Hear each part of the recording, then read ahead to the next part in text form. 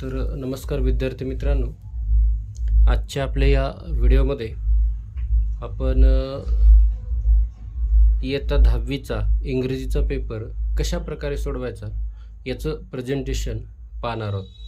तर हा जो पेपर मी आज तुमच्यासमोर सादर करणार आहे तो मागच्या वर्षीचा म्हणजे 23-24चा बोर्डाचा पेपर आहे आणि तो आदर्श प्रकारे कशा प्रकारे सॉल्व करायचा प्रेझेंटेशन आपलं. कारण आपल्या मार्किंग स्कीममध्ये सर्वात महत्त्वाची भूमिका असते ती आपल्या प्रेझेंटेशनची. त्याच्यामुळं आपलं प्रेझेंटेशन उत्तम आलं तरच आपलं इम्प्रेशन हे जो कोणी तपासणारे शिक्षक आहेत त्यांच्यावरती पडणार आहे.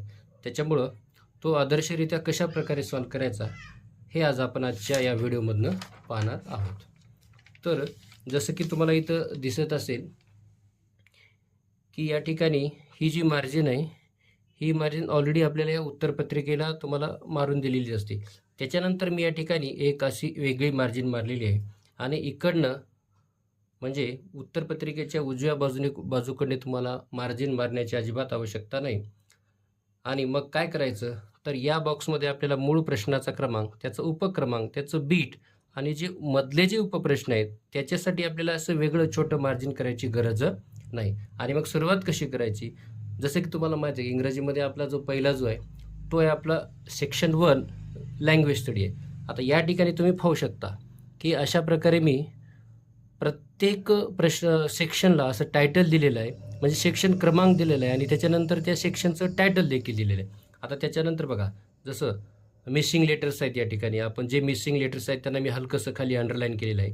आणि प्रत्येक प्रश्नानंतर आपल्या इंग्रजीला वेळ भरपूर असतो त्याच्यामुळे अशा प्रकारची ह्या 2 रेषा मारून हे सेपरेशन मी या ठिकाणी दाखवलेलं आहे.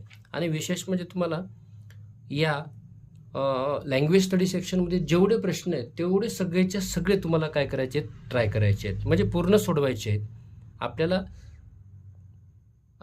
जर तुम्हाला जर लँग्वेज स्टडीमध्ये 10 पैकी 10 गुण हवे असतील तर हे सगळेच्या सगळे प्रश्न सोडवणं आवश्यक आहे. तर इथं सांगितल्याप्रमाणे कसल्याही प्रकारचा कोणताही प्रश्न तुम्हाला लिहायचा गरज नाही. मूळ प्रश्न, त्याच्यानंतर हा प्रश्नाचा क्रमांक आणि उपप्रश्न क्रमांक आणि अशा प्रकारे 1 2 3 4 हा प्रश्न संपला. त्याच्यामध्ये ह्या मधल्या लाईनला मी दोन ओळीची म्हणजे सेपरेशन केलेल्या या ठिकाणी. हा अल्फाबेटिकल ऑर्डर, पंक्च्युएशन आणि ह्या आपल्याला मोठ्या शब्दापासून छोटे शब्द तयार करा. आणि हेच तयार करताना सुद्धा हे शब्द तुम्ही असे एकाखाली एक आले सलग एका ओळीमध्ये न करता अशा प्रकारे हे सलग एकाखाली एक आले पाहिजे, ते पण क्रमांक टाकून ओळ्या दुसऱ्या याच्याकडे.